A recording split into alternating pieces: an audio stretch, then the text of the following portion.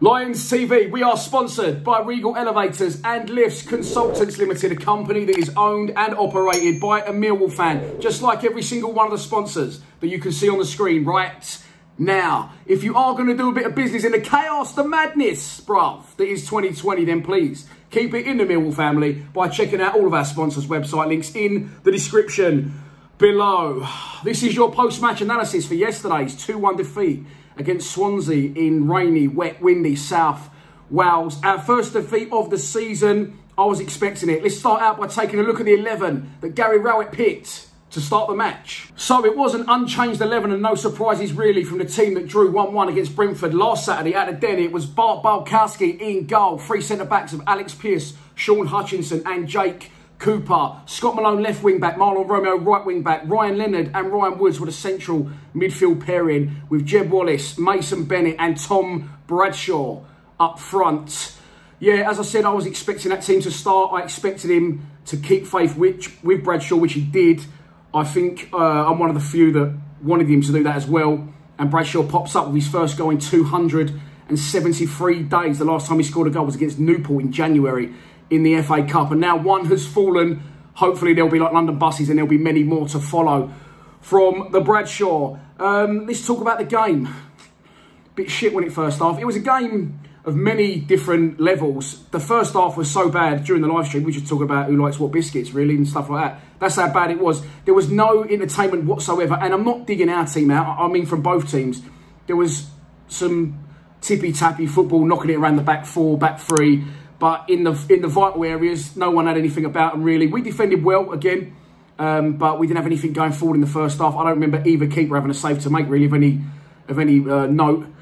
And then we come out the second half and everything changes. It's a very good game. We have the worst possible start. Ball into the box, not even a minute on the clock. Marlon Romeo has got to defend it better. He's waiting for the ball to drop out the sky and he's just got to attack it and get rid of it. While he's waiting, obviously the striker leans around him and just toe pokes it past Bart. I did say Marlon had a bad game yesterday and I'll stand by that. And for the people in comments who guys, you always digging him out, if I don't think someone's very good at football, I will have to say that, unfortunately. That's what this channel is.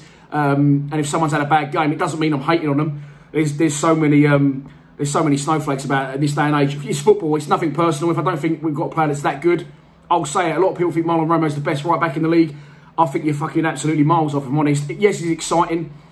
And I keep saying before, by the way, he's a young, exciting prospect. I just checked this morning on Wikipedia. He's actually 25 years old. So he's not that much of a young prospect anymore. He is good for us. He's about the level of player we can expect at the club. He's exciting going forward at times, yes. But I don't think he can pass from A to B, and I don't think his defending is fantastic. So let's not make this a character assassination of Marlon Romeo. We go 1-0 down. And then things get interesting.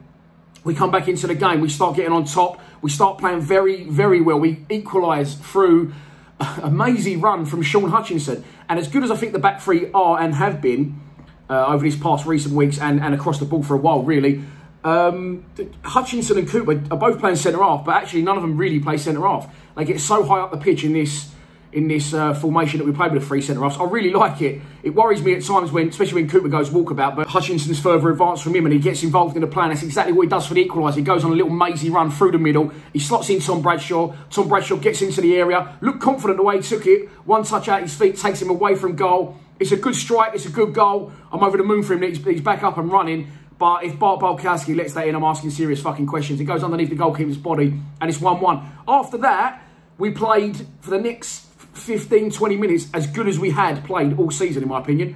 It reminded me almost, it was a bit Nottingham Forest-esque from the back end of last season, yeah, before lockdown. Bennett was running through the centre, strong, powerful. Jeb was fully involved. Bradshaw was starting to show some nice touches. Scott Malone, by the way, I thought was one of our best players yesterday. Just what he does doesn't always come off, but his commitment to getting forward and trying things out of the ordinary, for me, he's a very exciting player for us, and that's what I want to see, things happening going forward, not just defensively, and he really, really does get forward on the front foot and try and make things happen. It's good to see. So after that, it was brilliant. We was unlucky not to go in front, and I thought that was the only possible way it was going to go after that, but an injury to that fucking idiot although he's a good player, rolling around on the floor like he's been run over, and in turn causes about a 5-6 minute delay to the game. So that completely kills the tempo, takes the momentum away from us having the attacking advantage, shall we say. And after that, it was then reverts back to not as bad as the first half, because that was fucking horrendous, but flat, nothing really happening. And as a result, you know, it becomes a nothing game again. Swansea are back on a level pegging, they're not on the back foot, and they get a free kick centrally that's popped in. Cooper heads it, but heads it down, but he's under pressure. Scott Malone could have reacted quicker to the original shot. It's almost like a Sunday football goal may have scrambled. Eventually it breaks. Barkowski makes 2 or 3 saves. And although I can't pinpoint anyone actually at fault for the goal, which isn't always the case. Someone hasn't always got to be at fault for a goal. Sometimes people can just score a good goal. But it wasn't a good goal. It's a pile of shit goal. And we go 2-1 down. As I said, Bart's made 2 or 3 saves. And there's no one around him. No Millwall defenders around him. The only people that are around him are 3 or 4 Swansea players. So we could have reacted better. Could we have defended better? You know, stage 1, second phase defending. I don't know. Well, I do know. Definitely yes is the answer. But as I said, I can't actually pinpoint anyone personally to blame for that goal. So we're 2-1 down. And then obviously we try and have a go. The Siamese substitution twins, as I like to call them, now come on, which is Matt Smith and Conor Mahoney. He never throws one on without the other. Teams have sussed us out now with Matt Smith, and he immediately had 2 or 3 Swansea players giving him their full attention. We didn't, by the way, Conor Mahoney, who I've backed constantly, and I think he's a great player, and I still think he's a great player, and he needs a run of games. He can't be judged on coming on for a substitution appearance 10-15 minutes when we're 2-1 down. His distribution into the box wasn't great. When we did get good distribution in, Matt Smith, as I said, had the attention of 3 or 4 Swansea defenders all over him, not a cheap suit, so he got absolutely no change out of it whatsoever. Then we get... Well, we don't get a penalty. We should get a fucking penalty. I'll be honest, during the live stream, I was talking about the comments, talking about obnobs, throwing things around. So I actually, and by the way, let's have it right, the fucking I follow Caraman's on one concert. I don't know what the fuck he was up to. But I sort of half missed it. The ref says retake the corner. When you've seen it on the replay and after the game, and as our sponsor, DJ Crazy Kev, to me, with his comment of, well, various comments. Go and watch that one if you have. I don't really want to say what he said, but just the referee was a disgrace, basically. It's a stonewall penalty. I don't really know what else to say other than that. Sean Hutchinson's wrestled to the ground, completely off the ball. He makes a run to the front post. He's hauled to the ground. And by the way, I'm not one of these people, as you know, that likes to go on about shit refs, but the ref was horrendous yesterday from start to finish. 2 or 3 free kicks in the first half that we didn't get. And it's a stonewall penalty. And it isn't given.